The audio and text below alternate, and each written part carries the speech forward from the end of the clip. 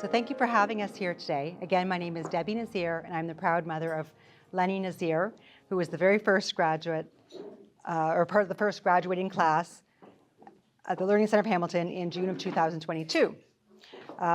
So there were 8 students that graduated in that first class. Additional 4 have now graduated, and 6 more will be graduating in June. Currently, there are 22 students being tutored at the Learning Center by 15 volunteer tutors.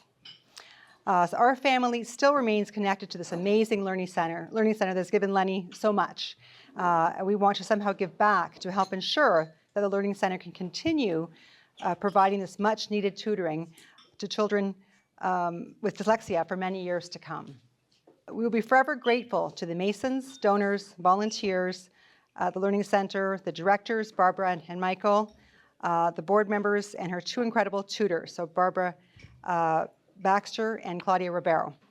So Barb and Claudia spent many hours tutoring Lenny over a period of 4 years on Tuesday and Thursday evenings out of the goodness of their hearts. They volunteered their time to help Lenny and other students at the Learning Center to train their brains to decode the very complicated English language and work around their dyslexia.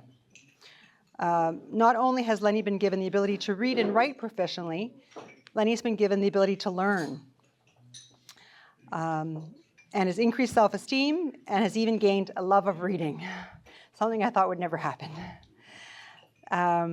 So from the time Lenny was in kindergarten, I knew she was a very bright child, but there was something standing in her way of being successful at school.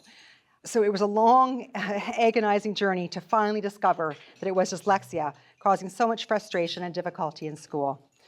From kindergarten to grade 5, we enrolled Lenny in after-school programs, took her to vision therapy, occupational therapy, speech therapy, and had many tearful meetings with Lenny's teachers at the school, the principal of the school, and the school's special education resource teachers. None of them knew how to properly help Lenny, and we were grasping at straws and spent so much wasted time and money trying to find ways to help set Lenny up for success at school.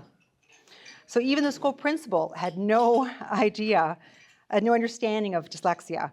So all he could advise was just spend more time reading with her at home. It was so frustrating, that he thought it was that simple, and that no one in the school system ever mentioned the possibility of dyslexia. So on our own, we took Lenny to a psychologist to get psychoeducational testing done, which involves 2 days of testing.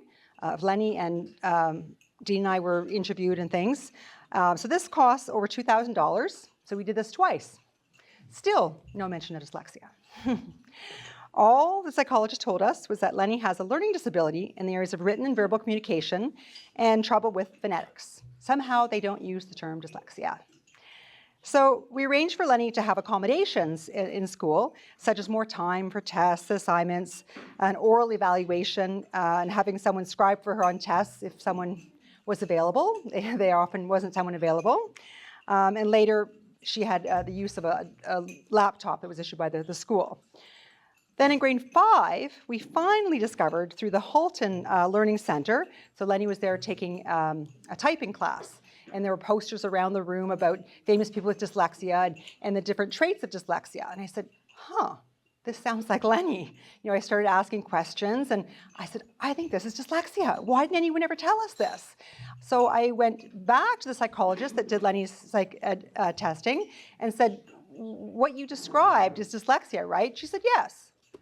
I said, why does it say dyslexia in her report? Oh, that's a term that they don't use anymore in the DSM or something. So it's too specific. We just keep it vague.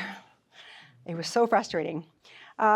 So once we realized it was dyslexia, we explained to Lenny, that her brain works differently than other people's, and that there are many advantages that go along with dyslexia, such as being creative and being able to think outside the box, as well as struggles.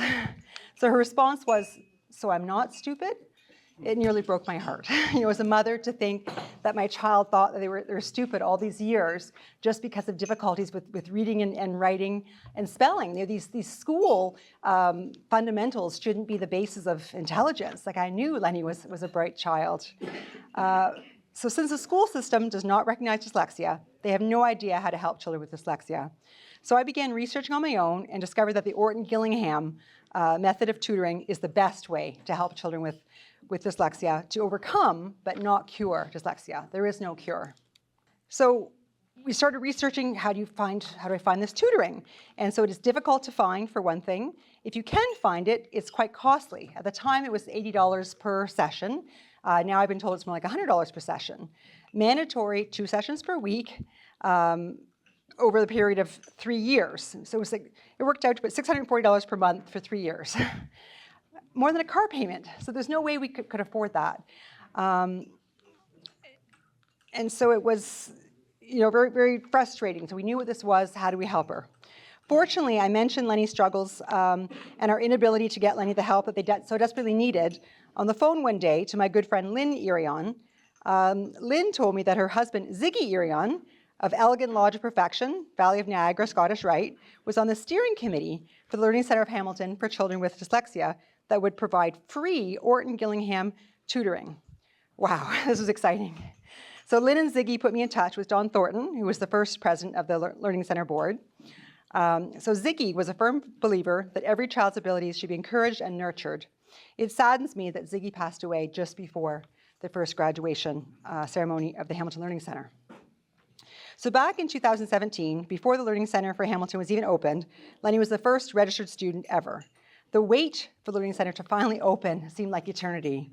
We were so close to getting Lenny the help they so desperately needed to be successful in school. So by this time, grade 6, Lenny's inability to read, spell, and print legibly were a real barrier to her learning anything, to science, geography, math.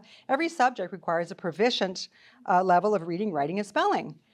So Lenny was falling further and further behind and feeling more and more like a failure. And I was so afraid that Lenny would just give up on school. There were many, tearful days. Lenny would come home from school and just collapse crying, and it was just so frustrating.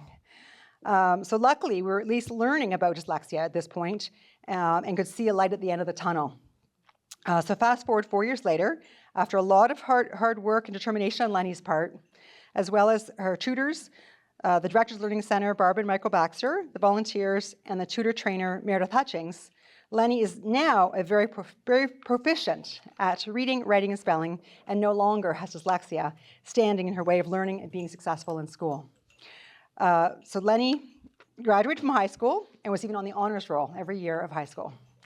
So Lenny's now a first-year student at Mohawk College in Hamilton in the graphic design program. She is planning to use her creativity and her ability to think outside the box for a career in marketing or web design. Her father, Dean, and I are so proud of Lenny. So again, thank you to all of you who played a part and continue to play a part for many years to come in the success of the Learning Centre for Hamilton. Hello everyone, my name is Lenny Nazir. I'm a graphic design student at Mohawk College and a previous student at the Hamilton Learning Centre. I graduated from the Learning Centre in June 2022 as one of the first students to graduate. Today, I would like to tell all of you my experience with dyslexia to help you understand how much dyslexia used to affect my life. Keyword, used to. This program at the Hamilton Learning Centre has helped me so much and it's greatly improved my life.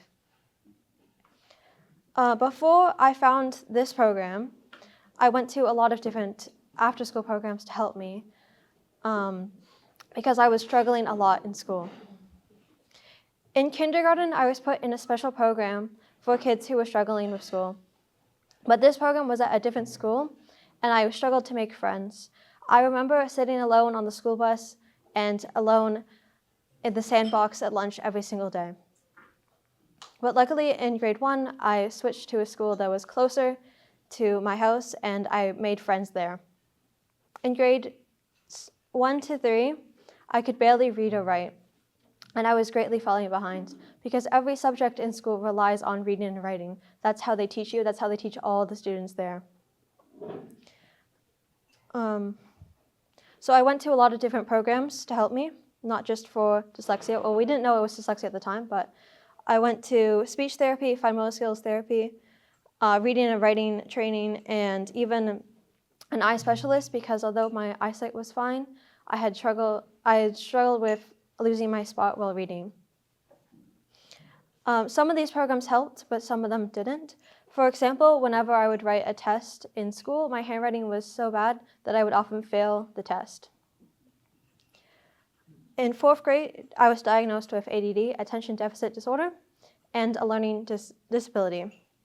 And I was given an individualized education plan, which for me meant that I had help with writing assignments and I could type most of my assignments. But I was still struggling greatly with reading. In 6th grade, I started this program at the Hamilton Learning Center, and my grades started to improve, and I was on the honor roll all throughout high school. And the moral of the story is that life is full of challenges, and I learned that school is very difficult when you have dyslexia. On the positive side, though, there are many famous people who have dyslexia and are very successful. For example, Leonardo da Vinci, Tom Cruise, Walt Disney, Steve Jobs, and even Albert Einstein. A fun fact about Albert Einstein was that he was told that since he was struggling with reading and writing, that he would never achieve anything and that he would never be successful. But all these people have overcome their struggles and became very successful, like I plan to do. Thank you so much for everyone who has helped create and support this Hamilton Learning Center.